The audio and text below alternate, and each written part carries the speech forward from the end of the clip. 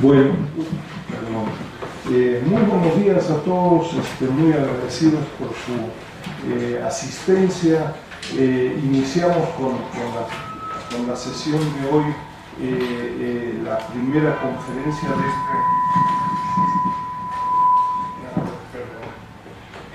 iniciamos con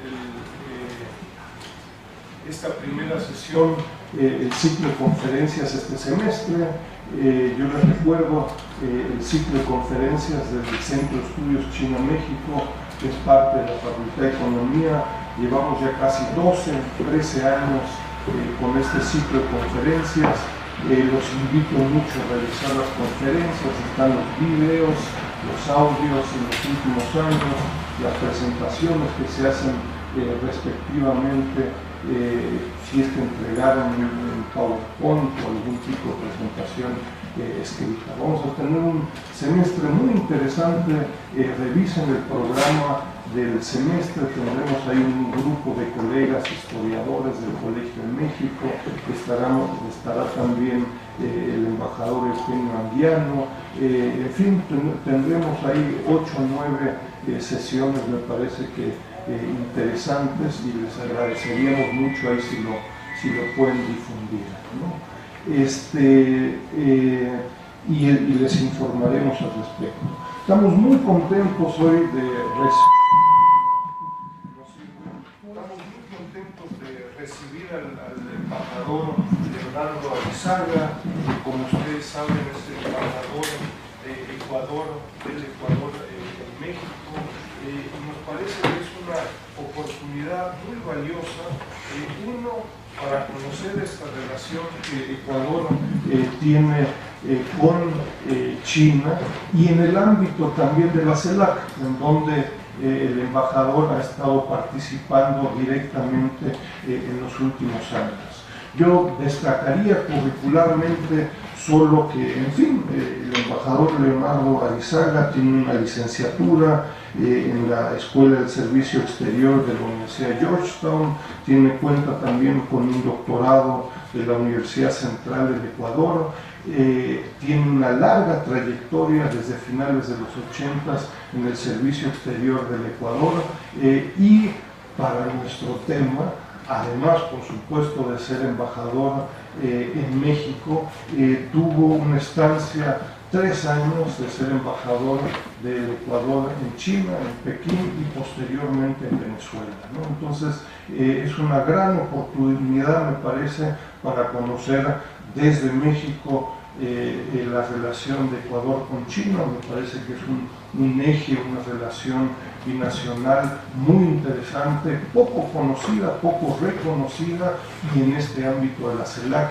que hemos discutido en varias ocasiones en este ciclo de conferencias, ¿no? Entonces, de nuevo, muy agradecido, Leonardo, por tu presencia, por tu tiempo. Y yo les recuerdo, la dinámica es una presentación más o menos de unos 45 minutos, con la posibilidad después de tener rondas de preguntas, ¿no? Muchas gracias. Muchas gracias. Muchas gracias por la invitación, Enrique. Un gusto estar aquí. Cada vez que leo mi hoja de vida me siento viejo. Antes de venir, los últimos 2 años fui vicecanciller, y antes de ir como embajador a China fui subsecretario para Relaciones Bilaterales. Les voy a contar un poco sobre la relación entre Ecuador y China y todo el trabajo que estamos haciendo en CELAC, pero comienzo mi presentación agradeciendo a México y a los mexicanos. Lo hago siempre que hablo desde el 16 de abril, por el inmenso apoyo que recibimos después del terremoto del 16 de abril de este año. Murieron más de 650 personas, una afectación terrible en 2 provincias, todavía tenemos 30.000 personas albergadas, y gracias a la inmensa solidaridad de México y de los mexicanos y de los ecuatorianos que viven en México, Hemos enviado ya 11 aviones con ayuda humanitaria y hace pocos días llegó un barco para ayudar a nuestros nacionales. Así que muchas gracias por esa inmensa solidaridad que hemos recibido en estos últimos meses que han sido muy complicados para nosotros. El Ecuador. Ecuador es un país pequeño, tenemos 256.000 kilómetros cuadrados, 15 millones de habitantes. Vivimos en 4 regiones, en 2 hemisferios.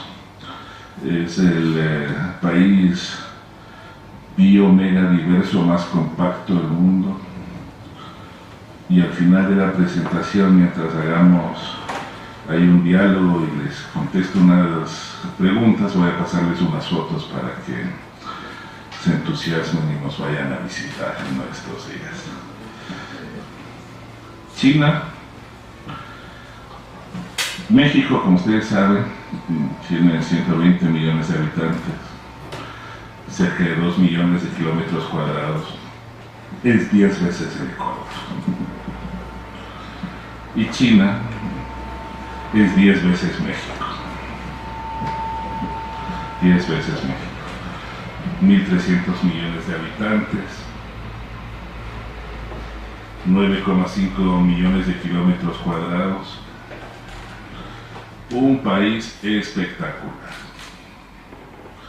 que no dimensionamos bien en América Latina. Porque en nuestra región todavía creemos que los chinos montan bicicleta, trabajan en inmensas fábricas, ¿sí? Que trabajan en los campos arroceros, que lo que hacen es producir juguetes baratos. Y China es otra cosa totalmente diferente. Un país que tiene toda una infraestructura física impresionante. Lo que más hay en China ahora son autos, no tantas bicicletas. Cada año se venden 20 millones de vehículos en China. Es la segunda economía del mundo. Empresas gigantescas que compiten entre ellas de manera impresionante. Un país que tiene el gran mérito, gigantesco mérito, de haber sacado a 600 millones de personas de la pobreza en los últimos 30 años. Toda la población de América Latina, los 33 países de CELAC, somos 600 millones de personas. Nosotros, como región, hemos sacado a 20 millones de personas de la pobreza en los últimos 20 años. China ha sacado a 600 millones de personas de la pobreza. Esa cifra por sí sola es más que impresionante. Y CELAC somos 33 países que vivimos en 22 millones de kilómetros cuadrados. ¿Sí? De los cuales 21 tienen relaciones diplomáticas con la República Popular China y 12 no tienen relaciones diplomáticas, sino relaciones comerciales con la República Popular China. Para que tengan una idea de lo que estoy hablando, los que no han visitado ese país, el puerto de Beijing, que se llama Tianjin, tiene la población del Ecuador. La provincia de Shandong, una provincia importante, tiene la población de México. Guangdong, donde está la capital Guangzhou, que nosotros conocemos como Cantón, ¿sí? Tiene la población de México. China tiene más de 200 millones de habitantes que los 55 países de África. Es un monstruo. Yo les voy a contar un poco sobre los proyectos que hemos hecho en el Ecuador, pero uno de los proyectos quizás más conocidos en China se llama Tres Gargantas. Es el proyecto hidroeléctrico más grande del mundo. 22.000 megavatios produce al año. Todo el Ecuador produce 8.000 megavatios. Esta central produce 22.000. Un monstruo gigantesco. Y cuando uno lo visita, yo he estado varias veces, hay 2 cuartos de máquina. Lo manejan 4 personas. No 4.000, ni 40.000, ni 400.000. 4 técnicos manejan los 2 cuartos de máquina. Y ese monstruo suple el 2% de la electricidad de China. El 2%. Entonces, lo que a uno más le impresiona cuando vive en ese país es la dimensión que todo tiene. Me acuerdo que fuimos a Xi'an, una ciudad conocida, un estado precioso, conocido por los soldados de terracota. Nos reunimos con el gobernador del estado y me decían que cada año reciben 100 millones de turistas. Entonces, nosotros creíamos que se había equivocado en la traducción, porque siempre la traducción es diferente, porque nosotros tenemos 3 dígitos, los chinos tienen 4. Entonces cuando hacen la traducción siempre es muy complicado y no. Xi'an recibe 100 millones de turistas al año. Para que tengan una idea,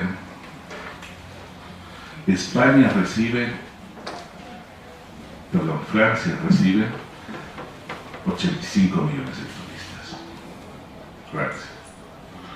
Estados Unidos, 75 millones de turistas. España, 65 millones de turistas. Esta provincia, China, recibe al año 100 millones de turistas. 2 millones de ellos son extranjeros. 98 millones son chinos. Cuando ustedes viven en China, hay 2 épocas del año que son muy importantes: el Año Nuevo Chino y la Fiesta Nacional. En el Año Nuevo Chino se trasladan 800 millones de personas en una semana. Venden 2.000 millones de pasajes en una semana. Cada año en China se gradúan de los colegios 20 millones de estudiantes. La mitad va a institutos técnicos y tecnológicos. La otra mitad a las universidades. Una cosa es lo que uno cree que es China cuando vive fuera de ese país, y otra cosa muy diferente cuando uno vive en Beijing o en Shanghái o en Nanjing. La percepción del exterior es que todo se controla por parte del Partido Comunista. Y la realidad es que hay reformas constantes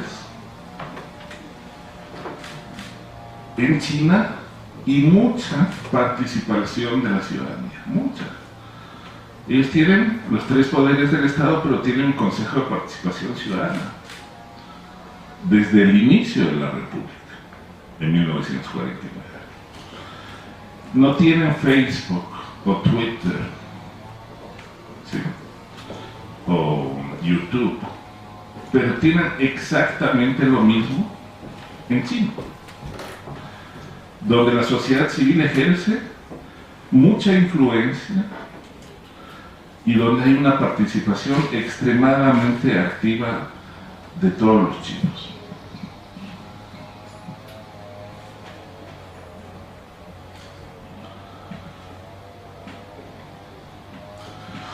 Ahora les voy a contar un poquito qué hemos hecho en el Ecuador con la República Popular China.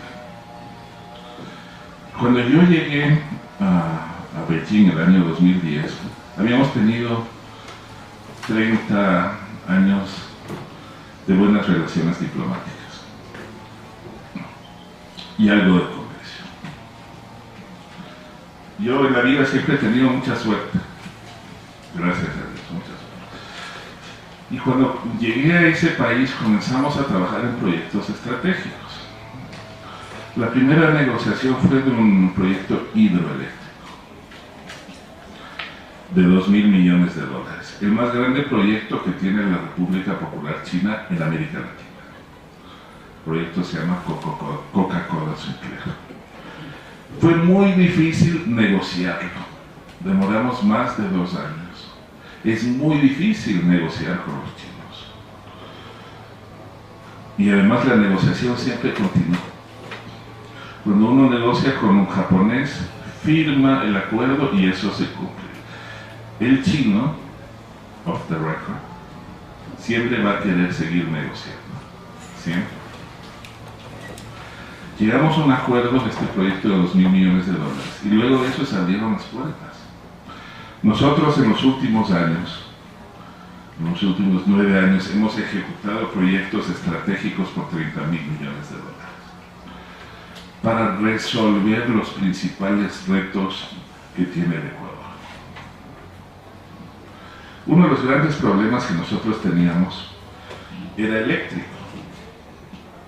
Importábamos todos los años cientos de millones de dólares de Colombia y Perú. La electricidad más cara es la que no se tiene. Decidimos construir al mismo tiempo 10 proyectos de generación eléctrica. 8 construimos con China, con Sinohydro, con Quechua, con Hidrochina. Proyectos por 5.500 millones de dólares. Hicimos un proyecto eólico chiquito de 35 millones de dólares. Otro proyecto termoeléctrico de 100 millones de dólares. Esos proyectos ya los terminamos. Y nos ha permitido cambiar la matriz energética del país. Hoy no importamos, sino exportamos electricidad. Cuando uno importa electricidad es un tema medio aburrido, pero es súper importante. Tú cuando importas electricidad gastas plata que nunca más ves. Nunca más. En vez de importar electricidad, construimos 10 proyectos de generación eléctrica, 8 con empresas chinas, con financiamiento del Exim Bank, del CDB, China Development Bank. Y todo es gigantesco, ¿no? Para que tengan una idea, el CDB es 5 veces el Banco Mundial. 5 veces el Banco Mundial. Y cambiamos la matriz energética porque hace 5 o 6 años el 45% de la generación eléctrica del Ecuador era hidroeléctrica. Ahora el 90% es hidroeléctrica. Entonces tenemos electricidad limpia y barata. Y no gastamos un centavo importando electricidad. Solo eso ha permitido que este año ahorremos 750 millones de dólares. Lo segundo que hemos hecho, no tengo una lámina para eso, es construir una refinería. La estamos construyendo. El Ecuador exporta 13.000 millones de dólares de crudo, pero dependiendo del año importamos entre 5 y 6.000 millones de dólares de gasolina y diésel. Una locura. La mitad de lo que exportamos, importamos en crudo refinado. Eso te pasa cuando no tienes refinerías. México tiene ahí un gran reto. Tiene 5 o 6 refinerías. Estados Unidos tiene 120. Importar diésel y gasolina es carísimo. Entonces estamos construyendo un proyecto, se llama la Refinería del Pacífico, que nos cuesta 10.000 millones de dólares, donde vamos a refinar en una primera fase 200, pero a largo plazo 300.000 barriles diarios, que va a estar listo en 5 o 6 años y hemos invertido 1.500 millones de dólares en ese proyecto. Y en 5 o 6 años no vamos a tener que importar una gota de diésel y gasolina. Es decir, vamos a ahorrar 5 o 6 mil millones de dólares al año. El presupuesto general del Estado es 30.000 millones de dólares. se nos va una sexta parte de nuestro presupuesto importando incieración. En buena parte era también para los proyectos termoeléctricos que generaban el 50% de nuestra electricidad.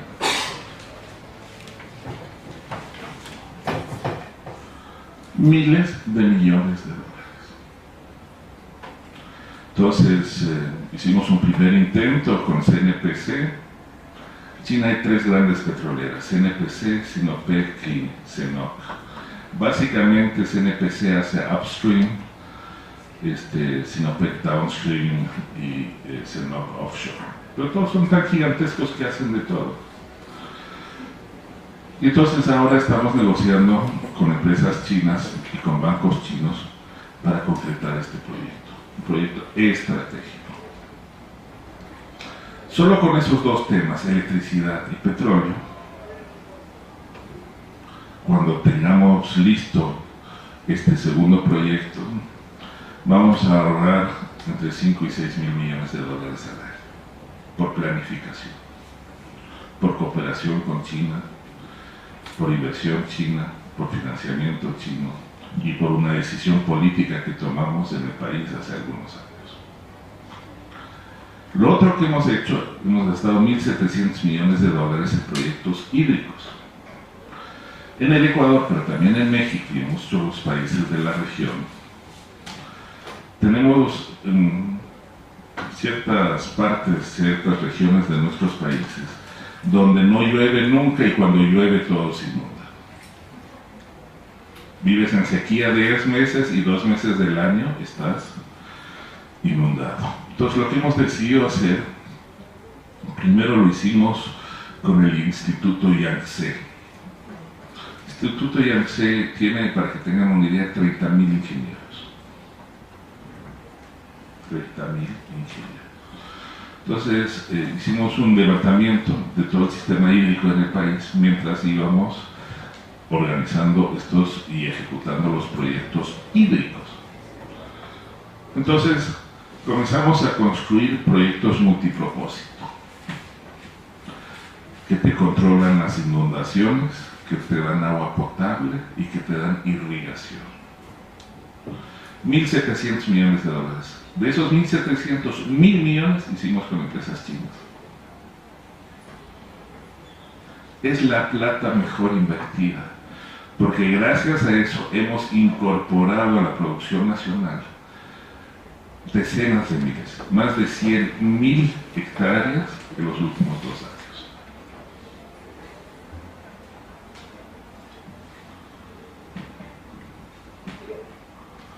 Están las cifras.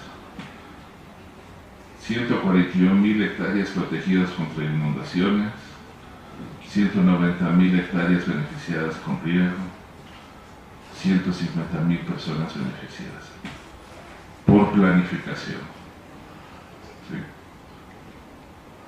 La otra cosa que hemos hecho, la gran diferencia, yo siempre digo, entre mi generación y la generación de mis hijos, es que cuando yo me gradué de la universidad, yo tenía que competir con los chicos de mi barrio, máximo de mi ciudad. Los chicos que se gradúan ahora de la universidad compiten con todos los muchachos de su generación en el mundo. Si tú no tienes acceso al internet y no tienes telefonía celular, no es que no te subes, no puedes estar o te bajas del tren tecnológico, jamás llegas a subirte al tren. Desde que comienzas tus estudios y tu carrera profesional estás frito, porque jamás vas a poder competir. Entonces lo que hemos hecho es ampliar la red de banda ancha del país 13 veces. De 3.500 kilómetros que tenemos ahora 45.750. Y esto lo hemos hecho en buena parte con empresas chinas. Yo les decía que las empresas chinas, tanto los SOEs, State Owned Enterprises, como las empresas privadas chinas, compiten terriblemente entre ellas. Un caso emblemático es Huawei ZTE. Huawei es una empresa privada, ¿sí?, que factura 35.000 millones de dólares al año. y ZTE es público, factura más o menos la mitad. Compiten con ellos terriblemente. Tanto así que a veces el propio embajador chino tiene que llamarles la atención porque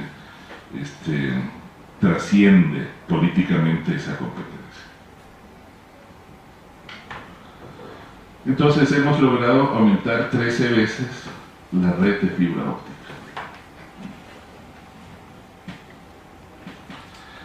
Temas de seguridad.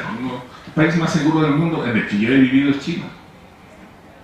Nosotros, los años que estuvimos ahí, jamás cerramos la puerta de nuestra casa. Nunca. Los niños se iban a Chaoyang Park, que era al lado de casa, jamás les pasaba nada ni les podía pasar nada. Pasaba que ecuatorianos llegaban y dejaban su mochila en el taxi y llegaban a la embajada y después llamábamos al aeropuerto, veíamos las cámaras, en media hora estaba el taxista en la embajada con la mochila. Un país súper seguro. Entonces, una de las cosas que hicimos fue generar un proyecto de seguridad ciudadana. En el Ecuador y en muchos países de nuestra región, la policía, las fuerzas armadas, los bomberos, las ambulancias, defensa civil viven en mundos diferentes. Entonces, lo primero que hicimos es armar un proyecto que se llama el ECU 911, en la que incluimos a todas las 7 instituciones de seguridad en un solo proyecto. Todos tienen ahora el mismo sistema de comunicación. Todos tienen el mismo comando y control. Tenemos en cada provincia del país una central del ECU 911, que nos ayudó enormemente después del terremoto. Porque cuando se cae el ECU de una provincia, otra provincia lo jala. Y esto lo hicimos con la empresa constructora CEMAC, del grupo Sinomac, y lo hicimos con una empresa que se llama CEIEC, que nos dio el software, el hardware, los manuales,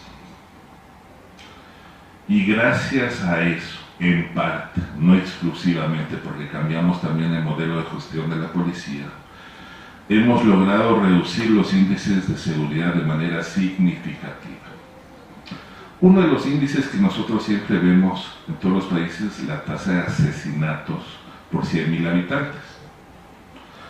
En México ahorita es entre 17 y 18 por 100.000 habitantes.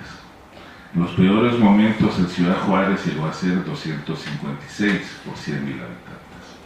¿Sí? Nosotros hemos bajado de 17.8 a 6, y este año va a ser 5 el tema de homicidios por 100.000 habitantes. Eso significa que cada año se asesinan 2.000 personas menos en el país. ¿Sí? Si ustedes hacen la cifra, el cálculo, y lo logran hacer en México, bajar de 17 a 6, no son 2.000 sino 20.000.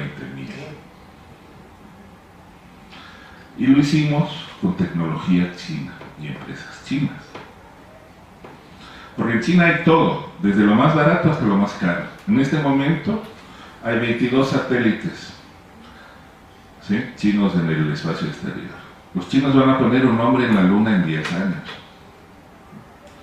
La segunda empresa que más patentes registra todos los días es Huawei, 15. Uno siempre piensa que los chinos comienzan a imitar y a copiar, es cierto, pero cada vez menos.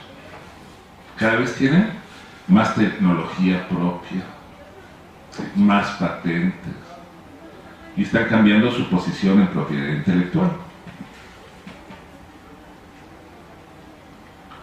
Entonces nosotros ahora, de los 30.000 millones de dólares de proyectos estratégicos que ejecutamos los últimos 9 años, la mitad hicimos con China. ¿Sí? Los otros hicimos con Rusia, con Brasil, con Corea. Acabamos de lanzar un proyecto de 37.000 millones de dólares, proyectos estratégicos. Y queremos trabajar con México. Uno de los motivos por los que estoy aquí es promover proyectos estratégicos en México. Y el ministro de Sectores Estratégicos viene ahora en septiembre y nos vamos a reunir con los principales grupos. Porque una cosa para nosotros es muy importante, no vamos a pasar de la dependencia de un país a la dependencia de otro país. Para nosotros es muy importante diversificar nuestros mercados, nuestros productos, nuestros socios. Esto que hemos hecho nosotros se replica en muchos países de la región. Cuando yo me fui, mi esposa siempre dice que parece todo nuevo, rico, que yo. Cuando fuimos con mi familia a China había 3 empresas en el Ecuador, chinas. Ahora hay 85. Hemos firmado contratos petroleros, mineros, recibimos financiamiento de las empresas, de los bancos chinos. China es el único país del mundo donde vas a una reunión y te dicen don't worry about money. Money is not the problem. Entonces vas a un almuerzo y te dices, voy a invertir 800 millones de dólares en este proyecto. ¿Y de dónde vamos a sacar la plata? Y dicen, no se preocupen, no confío en los bancos, yo lo pongo de mi plata, de mi empresa. Impresionante. Un salto en la relación que para nosotros es un salto no solo político, diplomático y comercial. Tenemos ahora una asociación estratégica con China. Una de las últimas cosas que hice como vicecanciller fue organizar un viaje, una visita de Estado, la primera visita de Estado de un presidente ecuatoriano a China. Había habido visitas oficiales, pero no visitas de Estado. Y suscribimos un acuerdo de asociación estratégica. Yo les diría, no debería decirlo, pero lo voy a decir, que la embajada más importante que el Ecuador tiene en el mundo está en China. Cuando tenemos las reuniones de embajadores, todos los embajadores juntos en el mundo no hacen lo que hace nuestro embajador en China. Por eso, por los proyectos, por miles de millones de dólares. En electricidad, en minería, en telecomunicaciones, en recursos hídricos, en electricidad, en temas de seguridad. Para nosotros una oportunidad impresionante que nos ha ayudado muchísimo, especialmente en momentos críticos en los años 2008 y 2009. Si no hubiera sido por China, muchos países de la región estarían mucho peor de lo que están, hubieran estado mucho peor los años posteriores a la crisis. Y eso me lleva a mencionarles la relación de nuestra región con China.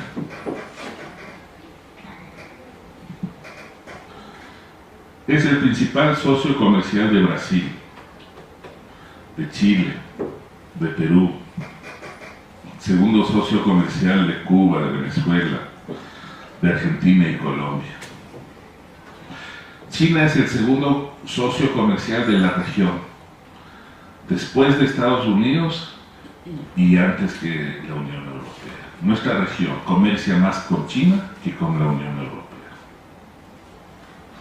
Ese cambio se ha dado en los últimos años. Cada año tenemos un aumento del 30% de nuestro comercio birregional. 30%. El gran reto que nosotros como región tenemos es diversificar nuestra canasta de productos. El 70% de lo que exportamos se concentra en 7 productos. El 70%. Gold, soya.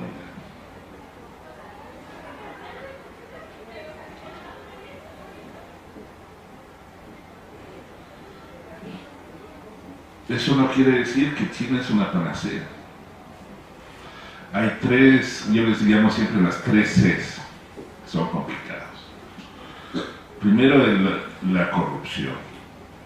Existe corrupción en China como en todo país del mundo. Existe corrupción. Y el Partido Comunista lo reconoce. Yo estuve en una de las reuniones anuales del Partido Comunista y el presidente Hu Jintao enfocó su mensaje en el tema del ataque a la corrupción. Es un esfuerzo que está liderando el presidente Xi Jinping. Y es un tema grueso que tienen que resolver los chinos, el tema de la corrupción. Y cuando uno tiene, yo nunca tuve ningún problema en ese tema, pero sí hay casos de empresas ecuatorianas que han sido estafadas. Cosas tan simples, creo que lo mencioné la otra vez que vine. Tú tienes una relación con una empresa china y todo va bien, y tienes transacciones comerciales. Y recibes un día un correo y dices, ¿sabe que hemos cambiado nuestro número de cuenta? No nos deposite los 10 millones en esta cuenta, sino en esta otra. Entonces, como es la misma persona, resulta que la dirección del correo electrónico es casi la misma, solo le cambiaron una letra, o le pusieron un punto. Y se transfiere la plata y es súper difícil recuperarla. ¿Cómo recuperas la plata?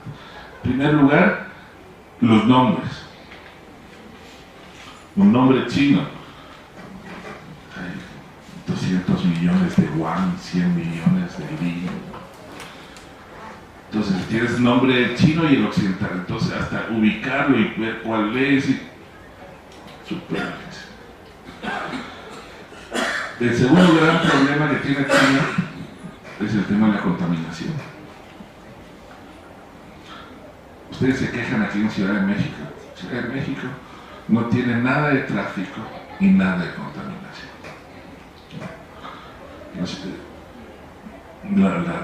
Las distancias, el tráfico en Beijing es 20 veces el de la Ciudad de México. Y nosotros vivíamos, aquí declaran alerta ambiental con 100, 120, y nosotros vivíamos con 500. No veíamos la casa del frente de la casa. Y es un reto enorme que tienen, y en el que además la ciudadanía tiene una gran participación. Y la tercera C es la carencia de recursos naturales. El más grande reto que tiene China es dar de comer a 1.300 millones de personas en un país que es poco fértil, que pocas regiones del país tienen tierras realmente productivas. Por eso son tan buenos en ingeniería genética y biotecnología, porque tienen que sacarle el aire a toda la poca tierra que tienen para dar de comer a 1.300 millones de personas. En los últimos años, el enfoque de comercio exterior que se dio siempre en la República Popular China ha ido modificando para privilegiar el consumo nacional.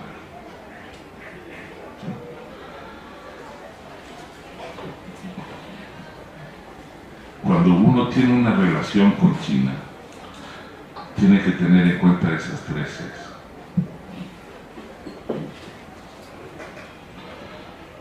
Ahora, CELAC.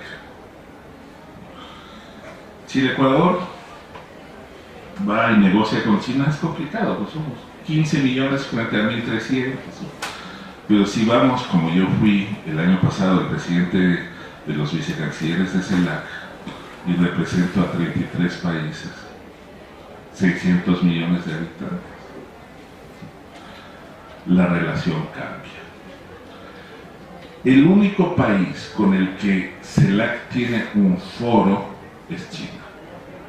Tenemos relaciones que se llaman diálogo político y de cooperación con Rusia, con India, pero el único foro tenemos como región en CELAC es con China,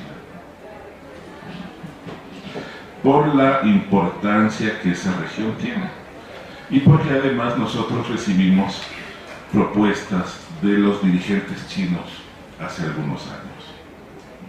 En junio de 2012, Wen Jiabao, en la CEPAL Dijo que era importante profundizar la cooperación estratégica, tratar de dar especial énfasis a la cooperación económica comercial, salvaguardar la seguridad alimenticia de China, que es tan importante, y cooperación agrícola, y aumentar la amistad entre las dos regiones. En julio de 2014, Xi Jinping, en Brasilia, habló de la relación 1+3+6. Los chinos, cuando dan una conferencia, son muy diferentes a nosotros. Nosotros así hablamos de todo, ¿no? Los chinos te dan una conferencia y dicen, ok, hoy voy a hablar de este tema. Les quiero decir 4 cosas. 1, 2, 3, 4. Y esa reflexión me lleva a los siguientes puntos. A, B, C, D. Y la conclusión es, son 4. 1, 2, 3, 4. Súper organizados. Yo llegué hoy tarde. Un chino jamás va a llegar tarde a ninguna reunión. Nunca. O sea, no puede. Si 1.300 millones de personas llegan tarde, es un despelote. Entonces, cada reunión que tienes, la reunión es a la 1:15, para la 1 ya están todos los chinos ahí esperando poder entrar, para no entrar un segundo atrás. Entonces, Xi Jinping habló del 1+3+6. El 1 es un programa para trabajar en los 3 grandes motores que son comercio, inversión y cooperación financiera. Y 6 son las áreas: energía, recursos naturales, construcción, infraestructura agrícola, agricultura, manufactura, innovación tecnológica y tecnología de la información. Y luego de eso vino Li Keqiang, el primer ministro, y dijo 4 cosas: una relación de confianza mutua, cooperación económico-comercial, y que tenemos que trabajar en el 3x3.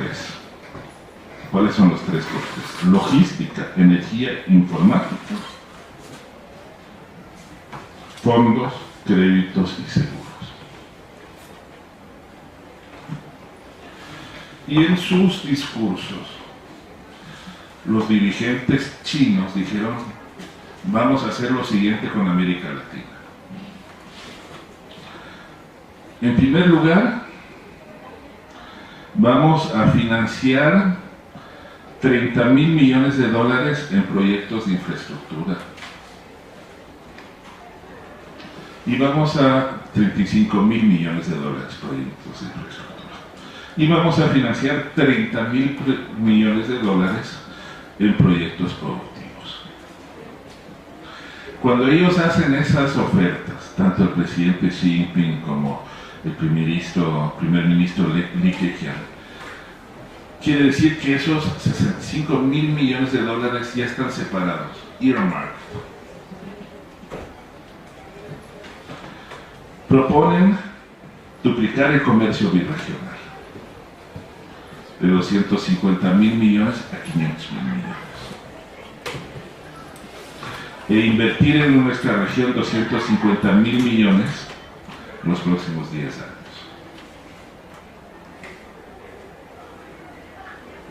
Montos gigantescos. En infraestructura, para que tengan una idea, según la CEPAL, nosotros deberíamos invertir como 5.5% del PIB regional en infraestructura. Invertimos 2.5%. Los $250.000 millones de China constituyen el 10% de lo que necesitamos aumentar. Una cantidad importante.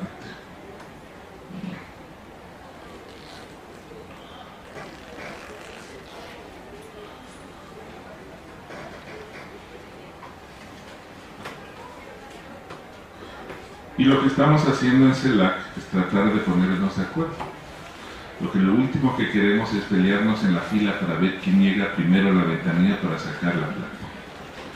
Entonces queremos organizarnos bien, tener prioridades como región y concretar este financiamiento que existe y que vamos a usar en estos proyectos estratégicos de la región.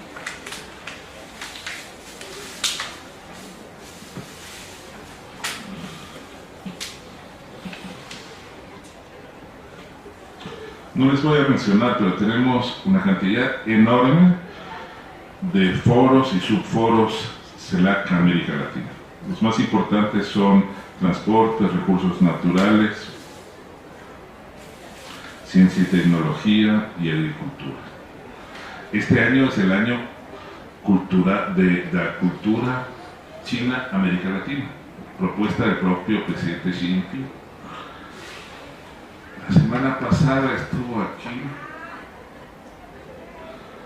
un grupo de la señora Liu Yangdong, que era la única mujer en mi época, la única mujer del buró político, la mujer más importante de China, vino a México, con artistas chinos. Los mejores artistas del mundo son chinos. No tengo la más mínima duda. 50 millones de personas tocan el piano de manera profesional o semiprofesional. Entonces, Lang Lang, que es el mejor pianista chino, es el mejor pianista del mundo. Y las presentaciones artísticas son espectaculares. Entonces, estamos en ese esfuerzo. Entonces, vamos a trabajar en esos temas que son medulares para la región: transporte, energía, ciencia y tecnología y agricultura. Para ir terminando, ¿cuáles son los retos que tenemos como región en esta relación con China?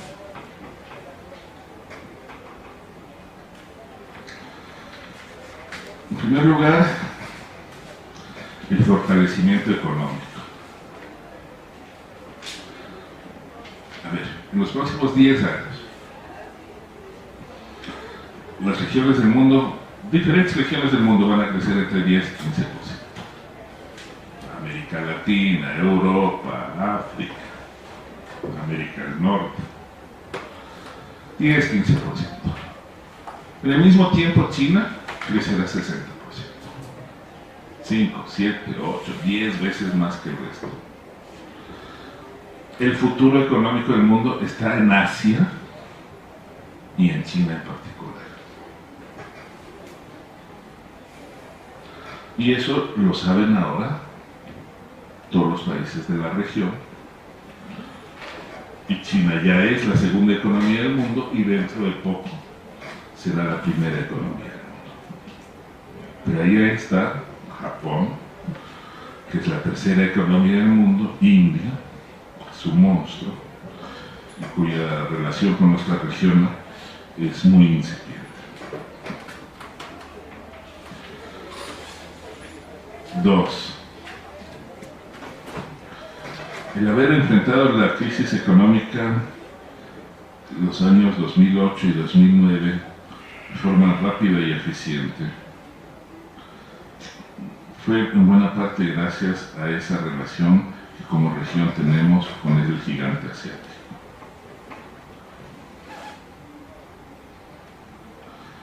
Juntos, América Latina y China somos más del 50% de la población del mundo.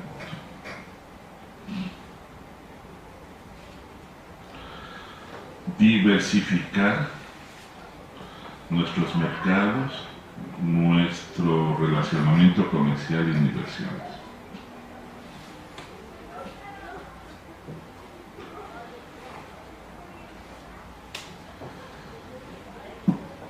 La situación de nuestra región al momento no es buena, no es halagadora. ¿Por qué? Caída los precios de materias primas, commodities, ¿no? El petróleo en particular. Una contracción de la demanda de los países industrializados, especialmente Estados Unidos y Europa. Y la recuperación de la crisis mundial de 2008 sigue siendo lenta. La situación actual no es halagadora. Dos,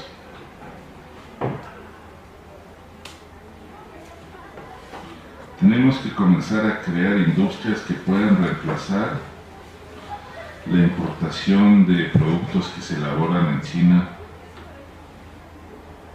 y en Asia en general.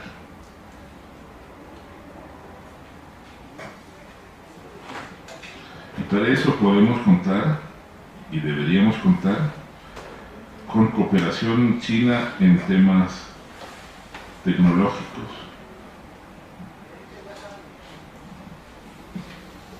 financieros,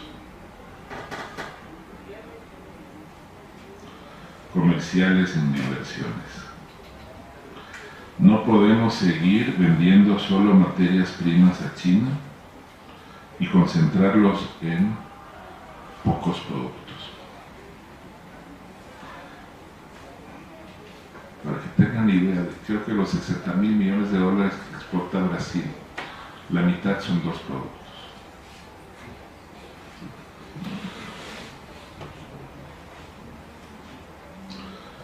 Lo tercero que tenemos que hacer es mejorar el déficit comercial que tenemos casi todos los países.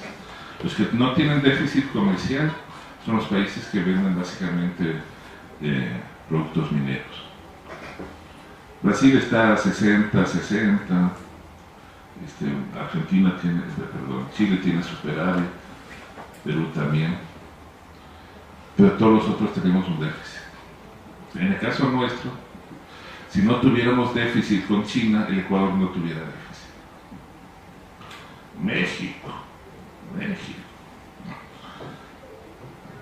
México importa 60,000 millones de dólares de China y le exporta 5. Tiene un déficit de 55,000 millones de dólares México. Buena parte de esos productos que importa son insumos para la industria, para productos que luego exporta a Estados Unidos y otros países. Pero en tercer lugar tenemos que reducir el déficit comercial que tenemos con esa región, con China. Una reflexión que hizo Alicia Bárcenas que quisiera mencionar. Ella dijo que hay un cambio en el paradigma mundial.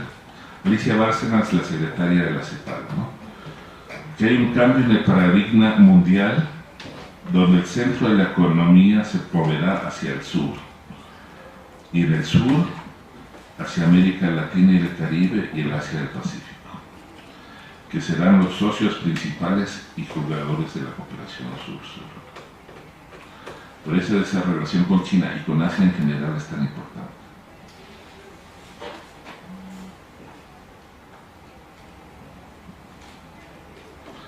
Cuatro.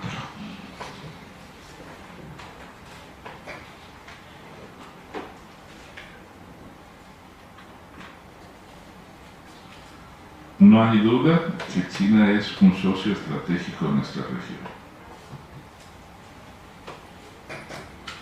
Por eso tenemos que trabajar básicamente en tres temas: comercio internacional, inversión extranjera directa e innovación tecnológica. El futuro de la relación de nuestra región con China es en eso, innovación tecnológica. Nosotros, por ejemplo, en Ecuador no teníamos academia de ciencias. Comenzamos a trabajar con China para crear una academia de ciencias. La Academia de Ciencias de China tiene 60,000 investigadores, con 100 institutos de investigación.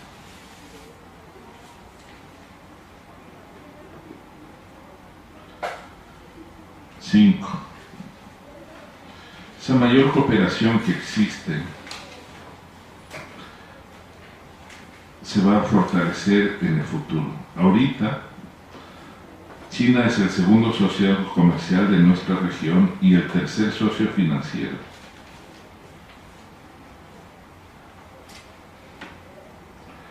Uno de los temas en los que nosotros podemos trabajar con China es en el NAFI, en la nueva arquitectura financiera internacional. El sistema Bretton Woods subsiste hasta ahora, en el siglo XXI. La realidad que creó el Banco Mundial, el Fondo Monetario, las otras instituciones financieras regionales, de fines de la Segunda Guerra Mundial, siguen siendo los mismos. Pero el mundo ha cambiado radicalmente. En esa época había 2 países independientes en África. Ahora hay 55. Entonces nosotros tenemos como región, y eso lo hemos dicho siempre los ecuatorianos, tener nuestros propios bancos de desarrollo, nuestras propias reservas, nuestro sistema de compensación de pagos, solo para que tengan una idea. El 4% de las reservas de nuestra región están en América Latina. Hoy, 750 mil millones de dólares de las reservas de América Latina están en Estados Unidos. Plata que depositamos en Estados Unidos o en otros países de Europa, que nos dan 1%, que usan después para prestarnos al 10%. El cambio del sistema financiero internacional es una necesidad impostergable. Y en eso podemos trabajar con China. No solo con los bancos chinos, sino también con el nuevo banco del BRICS.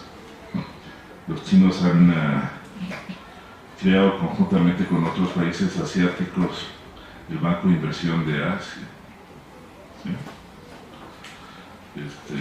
El NAFI, la nueva arquitectura financiera internacional, es un tema en el que nosotros deberíamos trabajar con chinos. 5. Tema de alimentos. Nosotros somos una región con potencial enorme y China que tiene requerimientos gigantescos. Y hay inversiones trillonarias chinas en países de la región. Han comprado cientos de miles de hectáreas de tierras en Argentina, en Brasil. Tenemos que trabajar con ellos en eso, porque los dos necesitamos el apoyo del uno y el otro. Inversiones en manufacturas. Yo lo decía hace un rato, si logramos concretar inversiones chinas con know-how nuestro, con capital nuestro, con gente capacitada, que nos ayuden a salir un poco de ser exportadores de productos primarios, habremos realizado una gran transformación.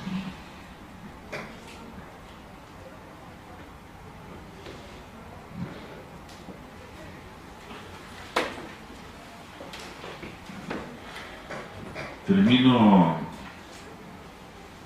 diciéndoles que si no han ido a China, vayan. Si pueden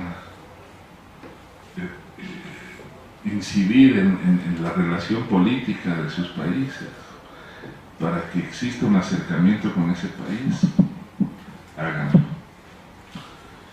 La transformación que ha vivido ese país ha cambiado la historia no solo de China, sino del mundo. Y depende de nosotros aprovechar esa oportunidad. Algunos países lo han hecho, otros no. Claro que hay problemas. Cuando uno hace proyectos estratégicos en los que yo participé directamente, siempre tienes problemas con los chinos en el tema laboral. Siempre tienes problemas con ellos en temas de contaminación al medio ambiente. Y aunque los contratos son muy rígidos, siempre hay atrasos en la ejecución de los contratos. Nos costó tiempo explicar a los chinos que América Latina no es África. En el Ecuador, si uno firma un contrato y uno tiene un plazo, ese plazo se cumple. Si no se cumple, se pagan las multas que pisa. Entonces, para nosotros, esa nueva relación con China ha sido estratégica, histórica, y termino diciendo, algo que es cierto, que la relación de nuestra región con China recién comienza. Recién comienza. Muchas gracias.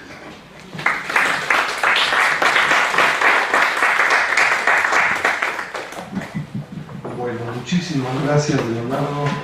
Bueno, yo creo que una presentación clara que nos da una cantidad nos permite una cantidad de reflexiones, relaciones estratégicas que China tiene con otros países, y bueno, comparaciones, todo este tema de proyectos realmente muy significativos y poco reconocidos, me parece, ¿no? Es decir, en el ámbito latinoamericano, yo diría también autocríticamente en América Latina y en la propia China, a veces sorprendentemente los avances que existen en esta relación bilateral me parece que son llamativos, lo dejo así, ¿no? Entonces, en fin, tenemos un tiempo excelente, me parece, para tener un intercambio con el señor embajador, como lo hemos hecho en otras ocasiones. Yo invitaría, quisiéramos 2, 3 preguntas,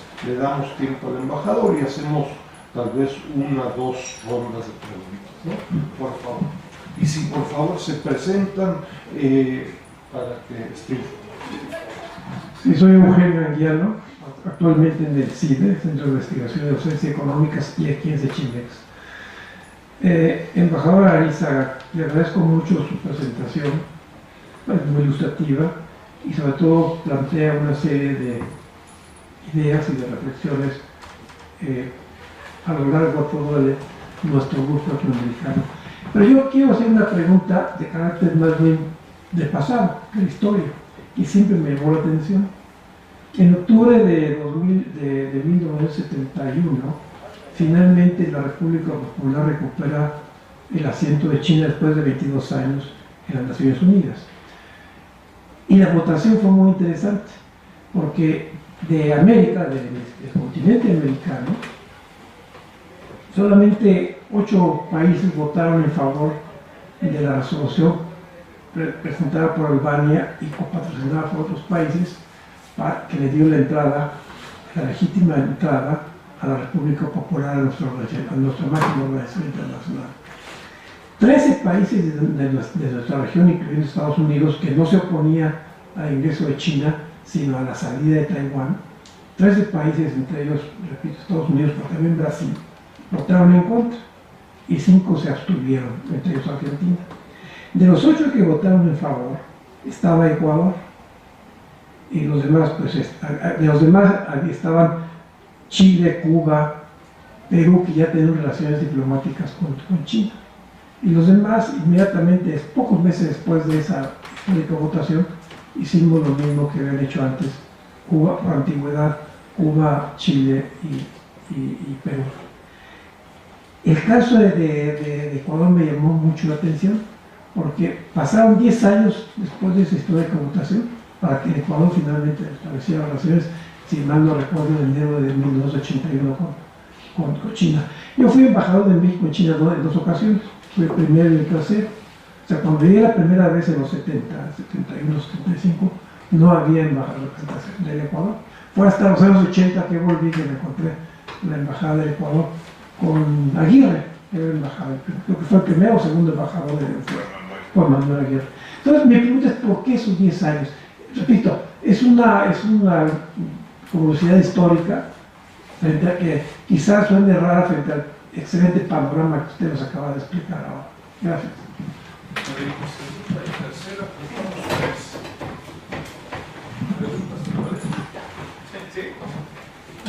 A mí me llama mucho la atención, quisiera que José Abel Orgaz Pierce, aquí candidato a doctor en posgrado de Economía de la UNAM, me llama mucho la atención, y maestro durante muchos años ya jubilado de aquí, de la UNAM y del Instituto Politécnico Nacional. Me llama mucho la atención el planteamiento sobre la parte tecnológica, porque ese ha sido el problema, sobre todo de países como México y otros más avanzados en América Latina, y que lograron procesos más avanzados de industrialización, justamente de entrarle a la parte de medios de producción y a todo esto que se sigue importando muy fuerte y que por ahí aumentó la dependencia. Acaba de hacer un llamado antier el dirigente chino, Xi Jinping, a Putin, al dirigente ruso, para crear un nuevo orden mundial. Yo creo que desde el punto de vista económico, este llamado no tiene como perspectiva precisamente ayudar a transformar las condiciones productivas en los sectores industriales, en los encadenamientos productivos en nuestros países, ya no como un resultado solo de la maquila para las grandes corporaciones transnacionales, sino en función de los intereses nacionales de cada una de nuestras sociedades. Quisiera un comentario breve al respecto. Gracias.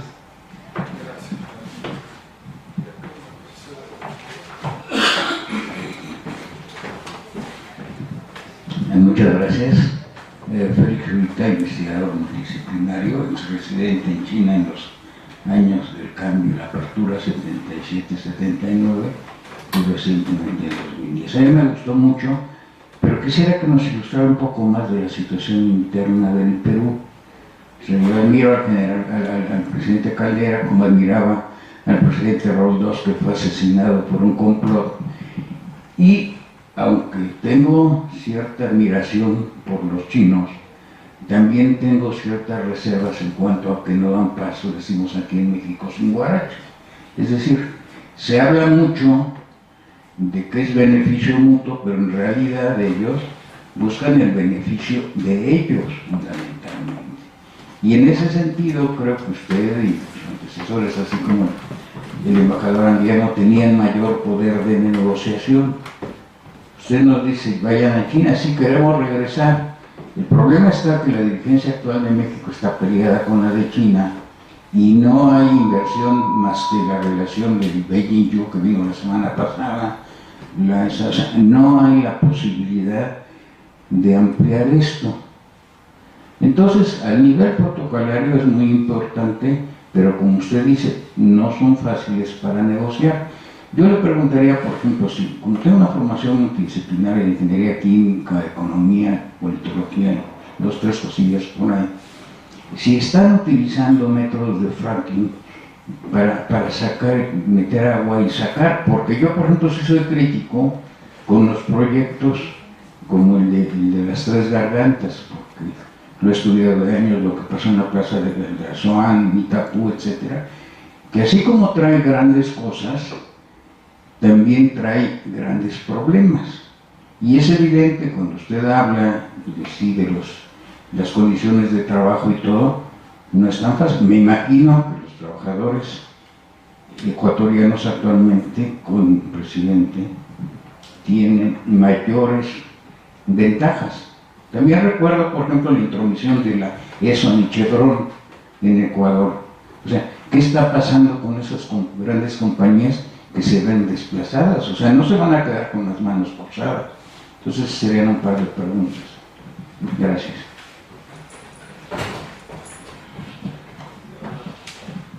Sí, muchas gracias.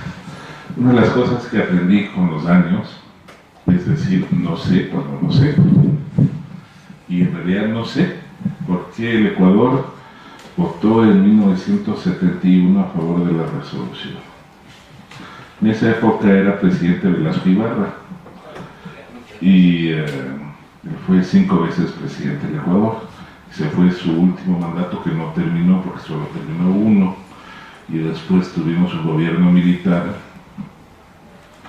Pero yo creo que debe haber sido una decisión que debe haber tomado el propio presidente Velasco Ibarra. Y en efecto, nosotros firmamos el establecimiento de relaciones diplomáticas el 1 de enero de 1980. El primer país en reconocer, y por eso tiene una relación tan especial con China, fue Cuba, en 1961, por ahí. Después lo hizo Allende, en el año 71 1, 2 y después Velasco Alvarado. Y después llegamos todos nosotros, los 80, todos, porque era innegable que China era China y Taiwán es Taiwán. Nosotros tenemos oficinas comerciales en Taiwán como... no tenemos oficinas, tenemos relaciones comerciales con Taiwán, como tienen muchos países de la región. Pero voy a investigar y le cuento. El tema de tecnología china. Si ustedes van y visitan, yo lo he hecho, la Agencia Espacial China. El apoyo que pueden dar es impresionante. Y les doy el ejemplo de Bolivia. Bolivia tiene un satélite chino, que es de comunicaciones, porque es un país grande con poca población, 1 millón de kilómetros cuadrados. Venezuela tiene 2 satélites, uno de sensores remotos y otro de telecomunicaciones, que funcionan bien. Entonces, el hecho que yo diga, y creo que es así, que tenemos que profundizar la relación en ciencia, tecnología e innovación con China es muy importante, porque son empresas gigantescas que se renuevan constantemente y que tienen productos de calidad. En China, cuando uno quiere comprar, mi esposa quería comprar una cartera, puedes comprar una cartera, se ve igualita, de $5, de $15, de $500, de $5,000, de $50,000, la misma cartera. Te dan lo que pagas. Si tú compras cosas baratas, te van a dar un producto malo. Ellos adaptan el producto en base al precio. Pero no incluir la parte tecnológica en la relación de los estados o de la región con China sería, creo yo, un error. 3. El tema de la sospecha que tienen de que los chinos, todos hacen negocio porque quieren ganar. China tiene algo que siempre menciona, que son beneficios mutuos y ganancias compartidas. Y todo el mundo habla del ganar, ¿sí? Y nosotros, en la relación que hemos tenido como Estado, como gobierno, con China, lo hemos visto así. Tenemos problemas. Y nosotros hemos declarado empresas chinas como constructores incumplidos. ZTE, por ejemplo, su empresa pública.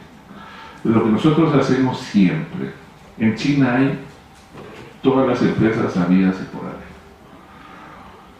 Siempre trabajamos con la embajada china, siempre, porque si es que tú negocias directamente con una empresa y te incumple, pues estás solo con la empresa china. Pero si es una empresa que ha sido recomendada por la embajada china y que tiene cercanía a la embajada china, si hay algún inconveniente, puedes pedir a la embajada que interceda.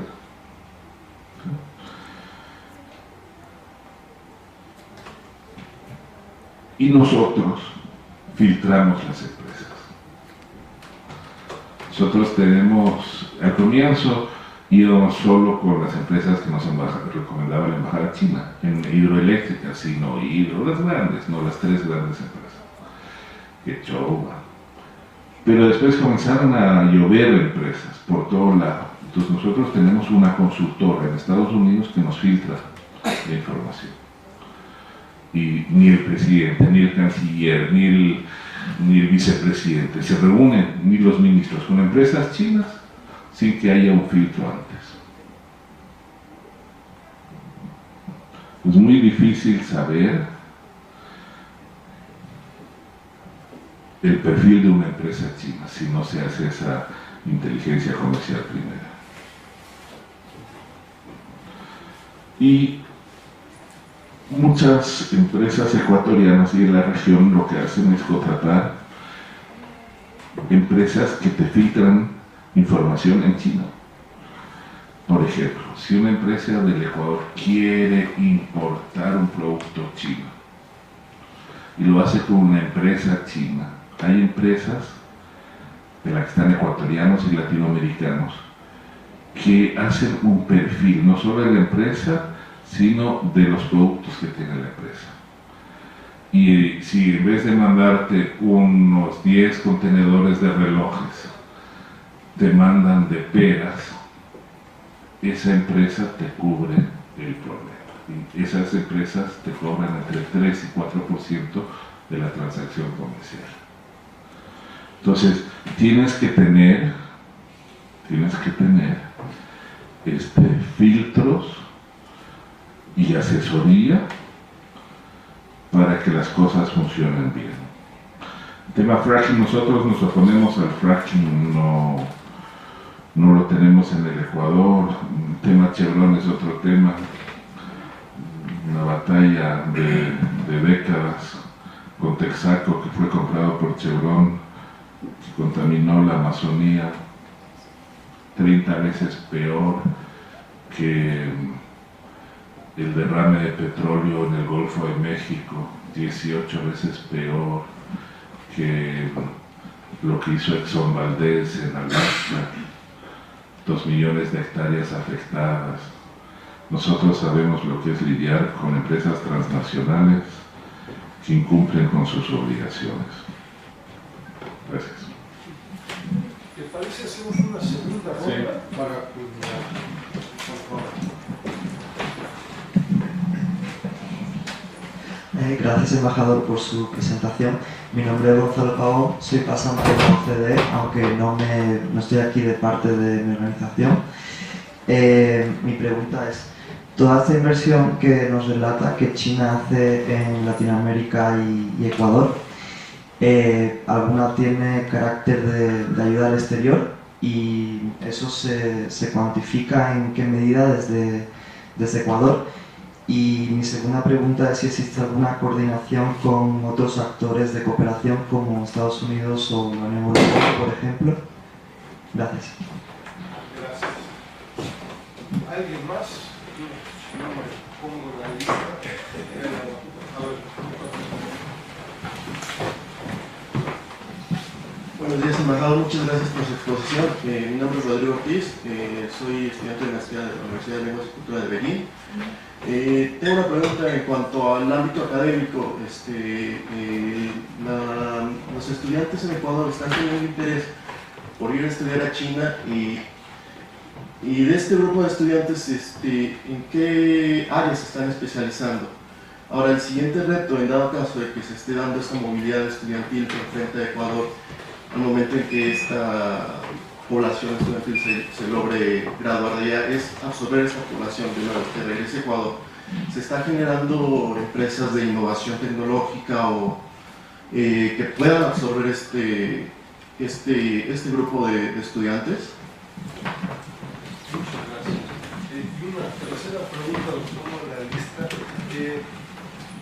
Me parece que la experiencia de Ecuador es muy valiosa, al igual que la presentación, porque pareciera ser que, al menos en un grupo de países de América Latina, pareciera ser que ha habido experiencias negativas en términos de proyectos de infraestructura financiadas desde China, ¿no?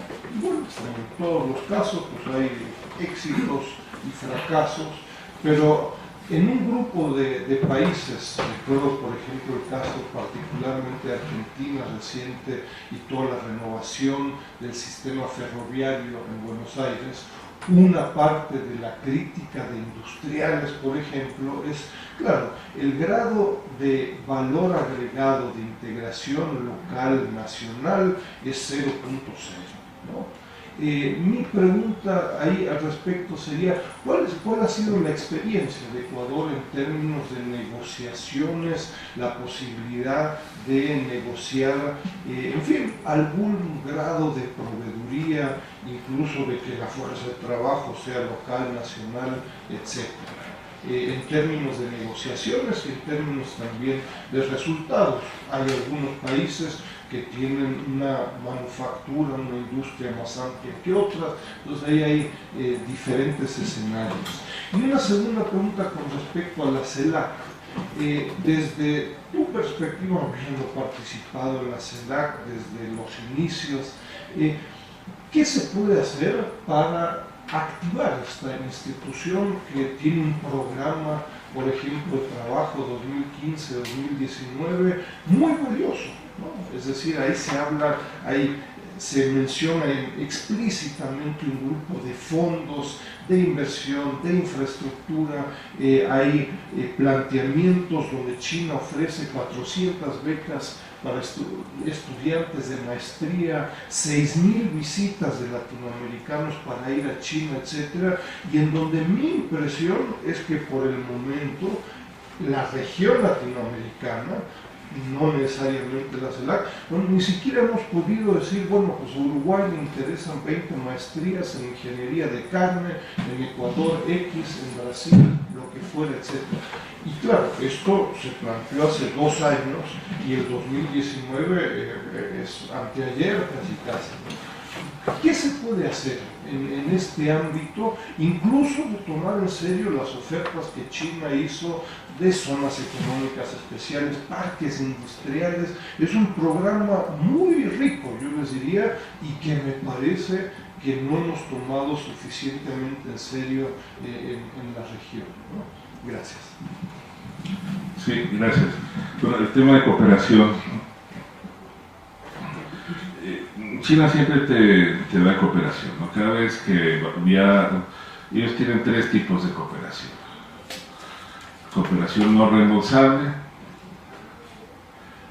que son donaciones. Cooperación que son créditos por 0% de interés. Y créditos blancos. Las donaciones usualmente te dan cuando una autoridad china va. Si va un ministro, si va un viceprimer ministro, si va el primer ministro, presidente de cajón, regalan 20 millones de yuanes, 30 millones. Esa plata acumulas y puedes usar después en proyectos. El tema siempre con China es que ven financiamiento como cooperación.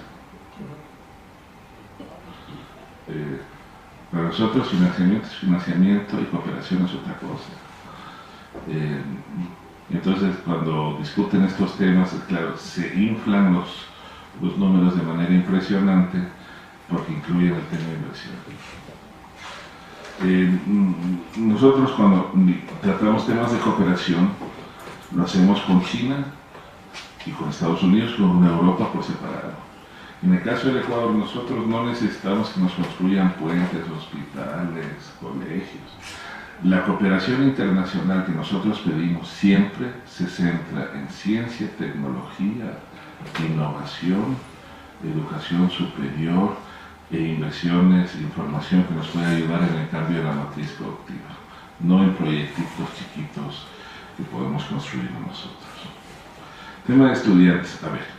Cuando yo entré en la Cancillería en 1987, en la Academia Diplomática estudiábamos inglés, francés y alemán.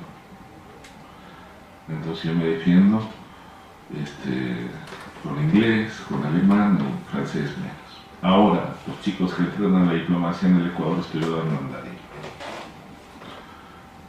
Y ya tienen que ingresar con conocimientos o de inglés o de francés avanzados. Tenemos la gran apuesta de la revolución ciudadana ha sido en educación superior. Hemos cerrado 15 universidades con 60.000 alumnos, tenemos proyectos de excelencia. El Ecuador tiene ahorita 15.000 estudiantes estudiando en el exterior, con becas pagadas por el país. En el Ecuador cualquier estudiante que ha aceptado en las 200 mejores universidades del mundo inmediatamente recibe una beca que cubre todo. Lo único que pedimos es que tenga buenas notas y que regrese al país. Para que tengan una idea, México tiene ahorita 18.000 estudiantes afuera sacando maestrías y PhD. Ecuador, que es 10 veces más chico, tiene 15.000. Entonces, una parte de ellos va a China. China, estudia en China, en Beijing, en Shanghái, en Nanjing y Guangzhou, básicamente. Algunos de ellos son ecuatorianos de origen chino y otros van allá porque hay universidades de excelencia. Tsinghua, por ejemplo, es una universidad de excelencia. Entonces los ecuatorianos que estudian ahí reciben una beca. Pero el número es reducido. Tenemos ahorita 300 estudiantes en China, que es poco. Cada vez va a crecer más. ¿Qué hacen? Nosotros estamos construyendo en el Ecuador una nueva ciudad del conocimiento. Es un proyecto de 20.000 millones de dólares. Se llama Yachay. Está al norte de la ciudad de Quito, unas 2 horas, y hemos invertido 1.500 millones de dólares. Estamos convencidos que el futuro es ciencia, tecnología e innovación. Y tenemos ahí una universidad de excelencia y tenemos un hub tecnológico, logístico e industrial. Y ahí regresan buena parte de estos estudiantes que estudian en el exterior sacando estas maestrías y PhDs financiados por el país. Entonces nos interesa que se capaciten afuera, nos interesa que tengamos universidades de excelencia y nos interesa que regresen a trabajar en el país, especialmente en este proyecto emblemático que se llama Yachay. 3. Los proyectos fallidos. Nuestro balance hasta ahora ha sido positivo de los proyectos que hemos hecho. Otros países tendrán sus experiencias, pero por ejemplo, nosotros en todo contrato que firmamos incluimos una cláusula de transferencia tecnológica. En todo. Nuestra ley dice que por lo menos el 80% de los trabajadores tienen que ser ecuatorianos. Entonces, cuando construimos proyectos estratégicos, el 20% son chinos. Nosotros ahorita tenemos en el Ecuador 5.000 trabajadores chinos. Pero eso quiere decir que tenemos decenas de miles de ecuatorianos trabajando. Pero es un tema, ¿no? Porque lo que quieren es que ese 20% sean ingenieros y gente capacitada y los obreros sean ecuatorianos. Pues ahí siempre hay una discusión.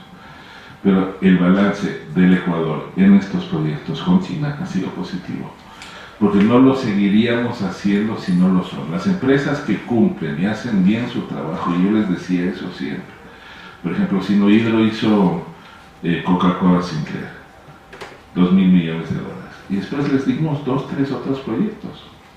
Si es que es una empresa seria, que hace bien las cosas, que compite, que lo hace con excelencia, se le presentan nuevas oportunidades en el Ecuador y en América Latina. La empresa CIE, que hizo el 911 en el Ecuador, después del Ecuador se fue a Bolivia y está instalando proyectos similares. Después se fue a Venezuela. Es una puerta para las empresas importante que les vaya bien en un país, porque si te va mal en Ecuador o en Bolivia, se te cierran las puertas en el resto de la región. El plan de trabajo de la CELAC se va a cumplir. O sea, si los chinos dicen que van a dar 400 becas, se van a dar. De pronto, sin la deseada participación, digamos, de las universidades nuestras o de las autoridades nuestras, pero si ellos dicen que van a dar 1.000 maestrías, las van a dar. Y a veces ni nos enteramos, porque la embajada china hace la convocatoria, se presentan y mandan a los estudiantes para allá. Entonces, esos temas son muy importantes: cooperación, estudios, y lo que dije al último, si las empresas chinas no hacen bien su trabajo, no cumplen, se les cierran las puertas en ese país, no solo a esa empresa, sino a otras empresas chinas, y las puertas por ejemplo, cuando nosotros queríamos hacer algún proyecto y veíamos que una empresa había tenido problemas en Bolivia, no contratamos a esa empresa, no la contratamos. Entonces las empresas se cuidan en hacer bien las cosas. porque si no pierden enormes posibilidades. Y las empresas, los SOIs y las privadas compiten peor que en Occidente, en el sistema capitalista. Yo me acuerdo, y con eso termino, me fui al China Investment Council, CIC. Tenían un presupuesto de los 200 mil millones de dólares para invertir. Entonces ya habían gastado los 200 mil millones y les habían dado otros 200 mil millones de dólares. Entonces estuve en esa reunión, me dijeron, we don't care about politics, we need profit. Ustedes decían, si el proyecto no te da menos del 7.5% de utilidad, no nos interesa. Los resultados, las ganancias, el beneficio compartido son clave en todo esto. Bueno, no les quito más tiempo. Muchas gracias por toda su atención.